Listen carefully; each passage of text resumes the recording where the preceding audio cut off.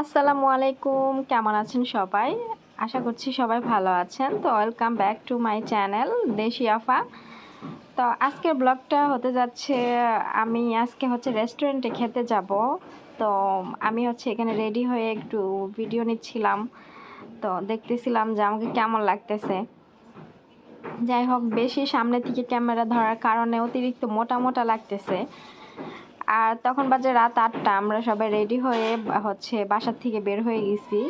তো বাসার থেকে বের হয়ে একটা রিক্সা নিয়ে সাভার থানা স্ট্যান্ড নেমেছি। ওখান থেকে নেমে তান্দুরি নাইট নামে একটা রেস্টুরেন্ট আছে, সেখানে আমরা আসলাম। তো এখানে যে আমরা রেস্টুরেন্টের ভেতরে ঢুকতেছি, সিঁড়িতে দিয়ে উঠতেছি, এই তো রেস্টুরেন্টের যে লোকেশনটা সেটাই দেখা যাচ্ছে। তারপর আমরা সবাই মিলে গিয়েছিলাম, আমি, আম্মু আর আন্টি, আর আন্টির 3-4টা মেয়ে, ছেলে, সবাই। তো সবাই মিলে একসাথে গেলাম রাতের বেলা রেস্টুরেন্টে খাওয়া দাওয়া করতে। তারপরে এই তো রেস্টুরেন্টের ভিতরে ঢুকে গেলাম সবাই মিলে। তো আমি একটু দেখতেছিলাম ভেতরটা কেমন। তো আমার কাছে ভেতরের ডিজাইনগুলো অতটা ভালো লাগেনি, আবার কোনো ছবি তোলারও স্পেস নাই। অনেক রেস্টুরেন্টে দেখি ছবি তোলার জন্য জায়গা থাকে, তো এটাতে ছিল না, এর জন্য তেমন ছবি তুলতে পারিনি। যতটুকু তুলেছি ওই বসে বসেই তুলেছি। তো আমি একটু বসে বসে একটু ভিডিও নিচ্ছিলাম। আমার আবার একটু পাবলিক প্লেসে ভিডিও নিতে লজ্জা করে, এই জন্য আমি একটু একটু নিতেছিলাম, যে লজ্জা ঠিক করতেছিল, তবু একটু একটু নিচ্ছিলাম।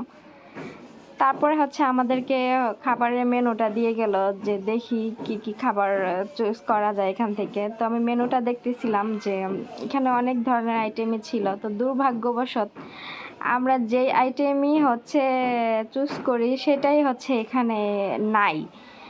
তো এই জন্য এক প্রকার মনটা নষ্ট হয়ে গেল। তো আন্টি বলল কি, যে যেহেতু আমরা যেটা অর্ডার করতেছি সেটাই এখানে পাচ্ছি না, তাহলে চল এখান থেকে খাবার খাবো না, অন্য রেস্টুরেন্টে যাই।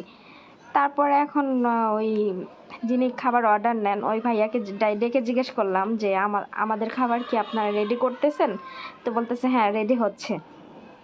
এখন খাবার যেহেতু রেডি হচ্ছে, তাহলে ওখান থেকে কিভাবে বের হব?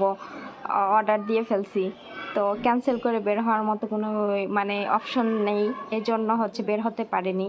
তারপরে অনেকক্ষণ খাবার অর্ডার দিয়ে এখানে আমি একটা সেট মেনু নিয়েছিলাম, যেখানে আছে ফ্রাইড রাইস, ফ্রাইড চিকেন, আর সবজি, আর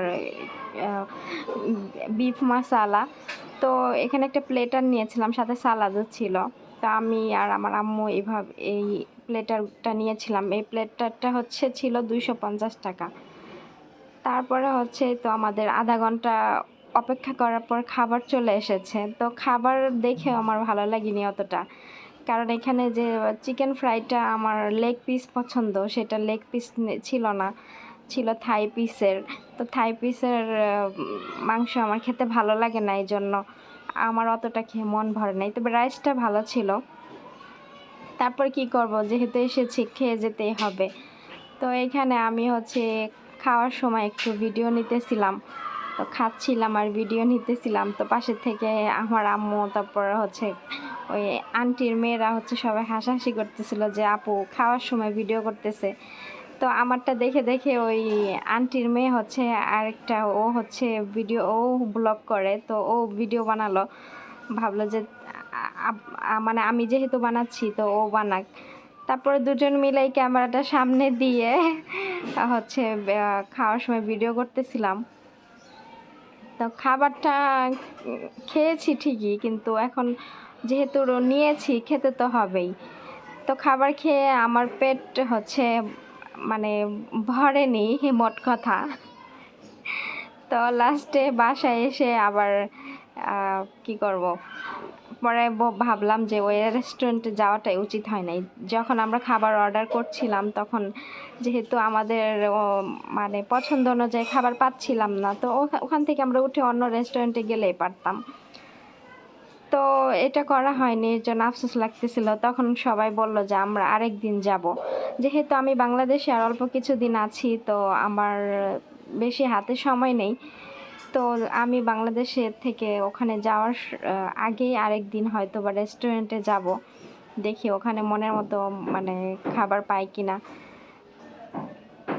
তো আমার খাবার ইচ্ছা ছিল হচ্ছে তান্দুরি চিকেন, সাথে হচ্ছে ফ্রাইড রাইস, তারপরে হচ্ছে শিক কাবাব, কিন্তু এগুলো কিছুই আমি ওখানে হচ্ছে মেনুতে ছিল, কিন্তু অর্ডার দেওয়ার পরে ওনারা বলে যে এগুলো নেই।